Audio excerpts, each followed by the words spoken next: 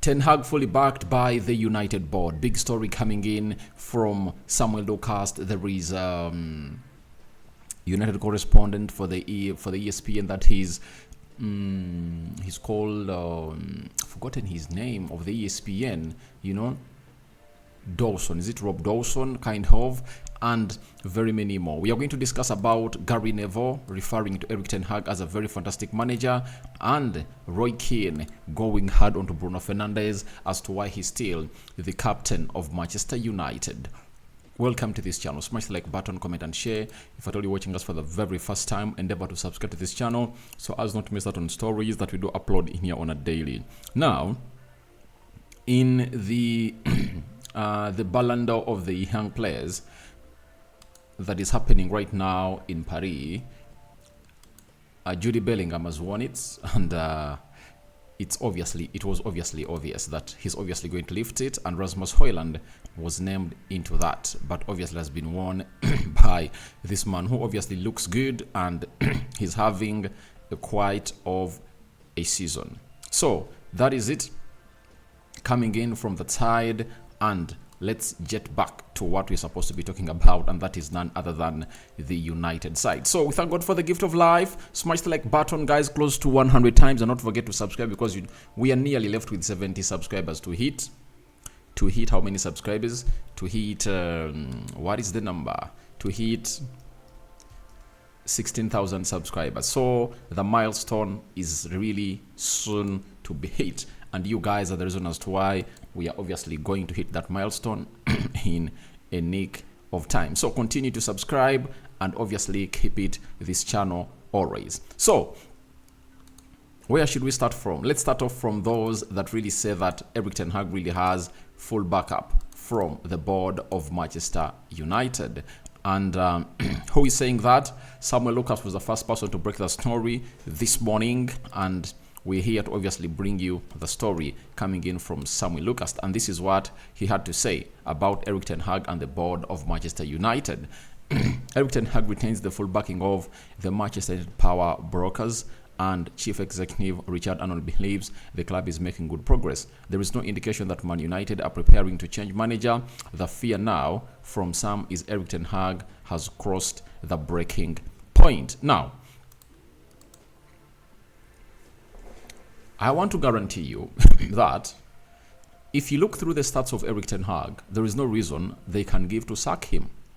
No manager has gone ahead to have a 64% win rate ever since they've been at Man United. He's even having a more winning rate than Sir Alex Ferguson. Sir Alex Ferguson had 54%. I wish I can find this stat and obviously throw it onto your screen and you guys see it with your naked eyes. That's when you're going to get to know that statistics are really in favor of Erik ten Hag, and no one does it like him at the club of Manchester United. That's why I tell you that the entire board is behind this lad, and the gaffer's job is really safe, and it's a matter of him really going to win more games and obviously see us stabilize. How all Man United managers have fared since Alex Ferguson, all games included. Now, Sir Alex Ferguson, for his entire career, he had a win ratio of 59.67%, and you know how long this man really stayed at the club of Man United. But with that ratio, he happened to win us very many trophies. Then David Moyes has had 52.9%, and he never even completed the season. Ryan Giggs had 50% and coached very few games. Then we have Louis van Gaal, 52.43%. He was here for a season. You know that very well. And Jose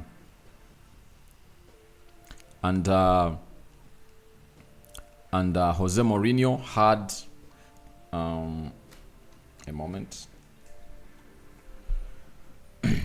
Jose Mourinho had a winning rate of 58.33%. Ole Gunnar Solskjaer 54.17%.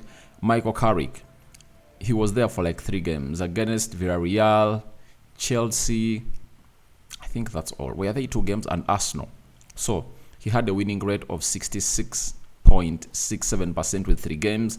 Ralf Rangnick had a winning rate or winning ratio of 37.93%, and Erik ten Hag to present is still having 64% winning rate. So when you look at all that, it goes down the memory lane that he's really having stats that are really behind him and they're backing him hugely. Now, even Rob Dawson has gone ahead and really said the following about Erik ten Hag.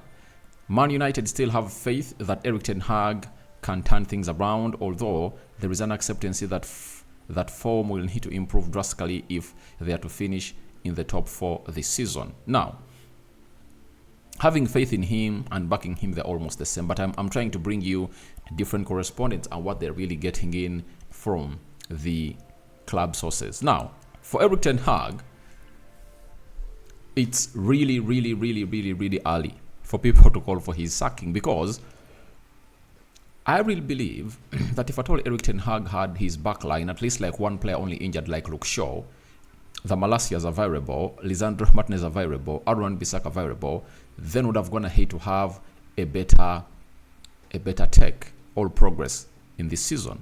But because the manager is really having lots of injuries at the club of Manchester United, obviously you understand how that is going to pan out. And with Sofiane Amrabat and Rasmus Højlund coming in late, not doing a preseason with Man United, that's also a factor that we need to obviously bring out. So there are lots of factors that are not in queue with those people saying that Erik ten Hag should be sacked. And if Erik ten Hag should be sacked, who tells you that the next manager is obviously going to take us to where we want to be? It will be the same recycle. So we should look at the big problem. The big problem is the board of Man United. That is it. The board of Man United is the problem. World-class managers have gone ahead to really be brought in at Man United, and they failed to obviously deliver. Do you know why? It's because of the board. And Gary Neville has gone ahead and really said the following about the issue I think I've been talking about. He said, Erik ten Hag is a fantastic manager, we know that. We can't dispute that. Jose Mourinho is a fantastic manager, we can't dispute that. Even Louis van Gaal was a fantastic manager. What we have to ask ourselves is the reason for that they continue to fail at this club. It's not because of one player or his abilities. It's a culture failure, and that's it. Now, when there is a culture failure like this, you get, all you have to really focus on is the board. You know, if Pep Guardiola, one of the best managers in the world, is working with some of the best people that do the football business, you know, and he needs them to thrive, why not Manchester United? You know, so that confirms to us that if you want to obviously see your side go to where it deserves, especially Manchester United, we need to address the people at the top.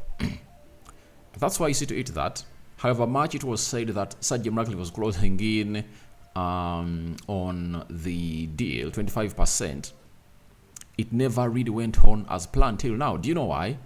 He's still agreeing on certain things that he wants. There is certain power he wants at Man United, and it's sort of it. There are stories that really came out last week that if Sir Jim Ratcliffe takes over Man United, they are following people he's going to sack, and one of those is Richard Arnold and John Mata, and those are the operating system of the team. Now, if I told you in a computer, the computer has what we call the operating system, and there is the hard disk that stores that is the hardware, and the operating system, and there is I've forgotten it. So this is the operating system of the team, and if at all the operating system is off, then others won't operate. It's like when someone's kidney is off, the kidney and the heart, that person is dead. So our kidney and the heart at Man United are not operating. That is the CEO and the director of football plus the technical director, you know. If you have a very good director of football and a very good technical director with a very good CEO who knows football and has ever done it elsewhere, you can easily find the best for your players, you know. You can go ahead and negotiate deals that will see you get where you deserve to be as a team of Man United, and getting those players early enough, you are respected to the maximum, right? But people are really trying hard to see to it that they really downplay the efforts of Erik ten Hag, and he's operating at the club that is really having very bad leadership, and that's what we need to rectify first. Why is it that Sir Jim Ratcliffe is talking about rectifying the leadership at the top leadership at Man United? Because he knows that's the problem. If we're gonna hate to get in 5 managers in 10 years, you know, teams like Liverpool are gonna have to spend 8 years with a single manager. Man City, 8 years with a single manager. Look at Arsenal, you know. Ever since Arteta came in through, he has gonna have to steady the ship because the top is obviously giving him what he wants. You know, when he wanted Jesus as his marquee signing, he got him. When he wanted Declan Rice as his marquee signing, got him. When he wanted Benjamin White as his marquee signing, he got him. But at United, what was that? It's the opposite. You want the marquee signing, you don't get him.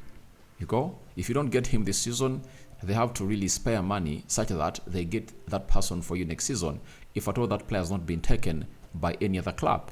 That is it. So it's really very evident that right now it's what is disturbing the club. It's not Erik ten Hag, and the board needs to be reshuffled, and Sir Jim Ratcliffe needs to come and help us and really take this off, because if that is not rectified, even if you bring Pep Guardiola, even if you bring De Zerbi, nothing will change, because Erik ten Hag is acting as a sporting director, is acting as a negotiator for the deals of players you're really getting in through, you know.